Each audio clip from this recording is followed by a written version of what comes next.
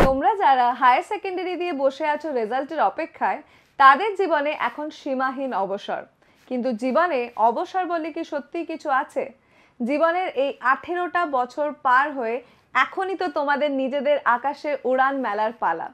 যারা কোনো professional course করবে, যেমন মেডিকেল, ইঞ্জিনিয়ারিং ইত্যাদি, তারা জোর কদমে প্রস্তুতি নাও। যারা কলেজে বিএ, বিএসসি, বিকম পড়বে, তারা সিইউইটির প্রস্তুতিতে লেগে পড়ো।